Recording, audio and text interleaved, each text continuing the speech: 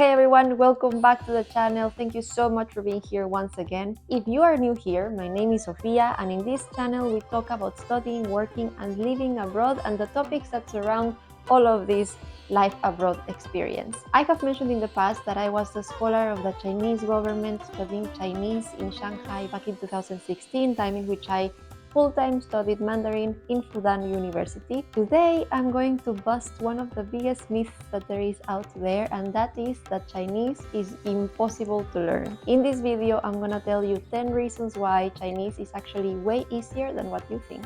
Reason number 1, no verb conjugations. In Mandarin, the verbs do not change. You do not conjugate neither for the pronoun, neither for the tense you're speaking in. For example, if you take the verb to go, it is 去. I want to say 我去, it's I go. If I want to say we go, we say 我们去. Just like in English. But on top, if I want to change the tense and for example say I went, I only say 我去了. La is a particle added after the verb just to indicate that this is past tense. Now, if I want to say that I will go and I want to go tomorrow, then I only add the word tomorrow in the beginning of the sentence. For example, 明天我去, tomorrow I will go. Adding a timing word in the beginning of the sentence indicates the future tense. Way simpler, right? Reason number 2. In Mandarin, there are no plurals. You never have to worry to add an S or to adequate the noun to the plural form. For example, I can say the word apple. One apple is 一个苹果, one apple. And if I want to say 2 apples, I say 两个苹果, 2 apple. And for the Chinese, the moment you use a number, they already understand that it's a plural form. Reason number 3. In Chinese, there are also no gendered nouns. Unlike Spanish, French, or German, in Chinese, languages are always neutral. For example, in Spanish, you would say la mesa. Somehow you know that mesa, table, is a feminine noun. In Chinese, for example, you would only say 桌子. There is no feminine, there is no masculine, there is only neutral, and that simplifies the language so much as well. Reason number 4. Tones and context make the language very clear. It is well known that Chinese is a language that uses tones. In fact, there are 4 tones: the high tone, the rising tone, the dipping tone, and the falling tone. For example, if I want to say the word mom, you use the high tone, being ma. And if I want to say the word horse, you use the dipping tone, ma, which is downwards and upwards, you raise the voice. If you want to say my mom is in the kitchen, you say 我妈在厨房. If by any chance you would pronounce 我妈在厨房 and it sounds like horse, obviously within the context, whoever listens to you will not think that your horse is in the kitchen, but more like your mom is in the kitchen. But then again, although Chinese language might have tones that perfect the pronunciation of the language, it is also true that context in spoken language helps you a lot to define the meaning of what you're saying. Reason number 5. Words are built logically. And I think this is one of my favorite reasons, if not my favorite reason, of why I like learning Chinese. And that is because Mandarin is a language that loves creating meaning in words with compound words. And that is simply fascinating. For example, take in consideration the word computer. Computer in Chinese is said 电脑. But if you split the characters, 电 means electricity and 脑 means brain. So what's a computer? An electric brain. Or for example, if you want to say telephone, if you say telephone, the word is 手机. But if you split the characters, 手 means hand and 机 means machine. And on top of that, you can also see some creation of meaning that goes back historically. For example, the word train, you would say 火车. And if you split this word, 火 means fire and 车 means vehicle. What is a train? Back in the day, a fire vehicle. And like this, there are so many examples, and it's just one at some point when you start to learn certain words, many times you can even make well-educated meaning guesses just to understand what a word actually means. Reason number 6. There is simple and consistent grammar.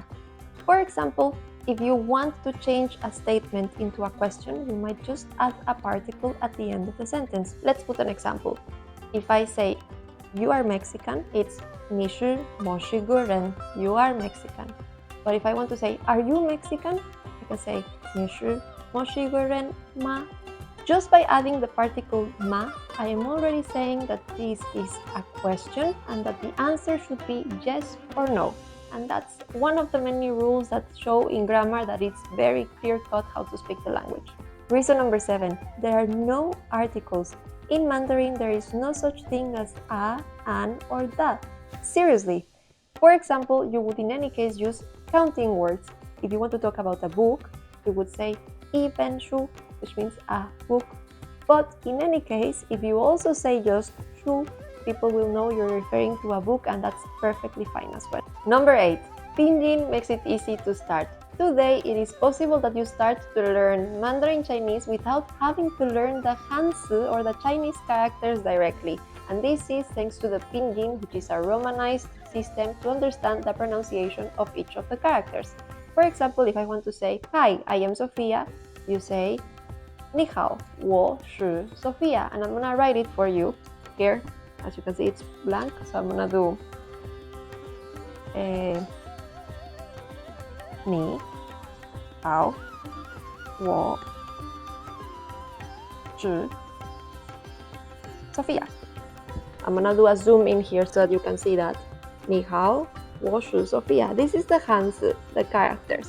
But if you want to learn the pinyin of that, this is the way. Actually, I'm gonna change the color to make it under it, and it's probably better. See, 你好，我 Sophia. Actually, I think this is more visual and it's more clear. See here? 你好，我是 Sophia. And this is the equivalent of the characters right above that I wrote first. So this is just to tell you that this is Pinyin. So as you can say, it's using the ABC. And each of the characters has its own description in Pinyin so that you know how to pronounce it, and that makes Chinese way easier as well.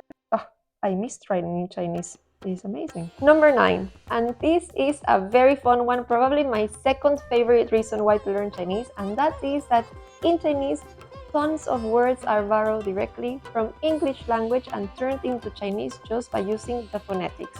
This is especially the case when you talk about food, technology, and pop culture. For example, if you want to say coffee, in Chinese you say "cafe", or if you want to say chocolate, in Chinese you say "巧克力", or if you want to say pizza and order a pizza, you say "pizza". And if you want to use a word for furniture in the house like sofa, you say "沙发". And last but not least, for technology, for example, if you want to say internet, in Chinese you say "yin ten wang". I want to make a brief pause in the word yin ten wang because it's a little bit more advanced, but I think it is still worth it to mention. So if you have internet, inter, it said yin ten in Chinese. But if you want to take the part net of the word internet, the Chinese said yin ten wang. And this is super interesting because actually the word wang is the definition of how to say net actually in Chinese. So instead of going only phonetic, they actually used meaning of the Chinese language itself to make the word internet in Mandarin. So once you hear them, you will very fast notice the similarity to English, and most likely you will be able to guess what exactly do they mean. Last but not least, we have reserved point number 10 for the MVP of all of the measuring words in Chinese language, and that is the particle ge. In Chinese, you are meant to be using measuring words along with all nouns, which can be a bit tricky because nouns are separated in categories, and if we dive into that, we would go into intermediate and advanced Chinese. However, if you want to stick to a simpler beginner's Chinese, which is also correct, you can always use the measuring word ge next to all nouns. For example, you can say one person, 一个人, one person, or you can say an apple, 一个苹果, like I mentioned before. And this is important to know because ge is a particle that is created for you to use when you are not sure which of the measuring words to use, or simply said, if you don't know any other measuring word, ge is always correct. And for your information, this is also something that native speakers also do. So keep it simple and use the particle ge. So there you have it, guys. 10 legitimate reasons why Chinese language is not as difficult to learn as people tend to think that it is. It is a different language, but not an impossible one to learn. Especially now that you know that you can use Pinyin to start to learn your first words and pave your way into learning the Chinese language, maybe this is just the right time to start learning if you've been curious. And with that being said and nothing to add, I say, like we say in Chinese, 再见, which actually means until next time. Bye!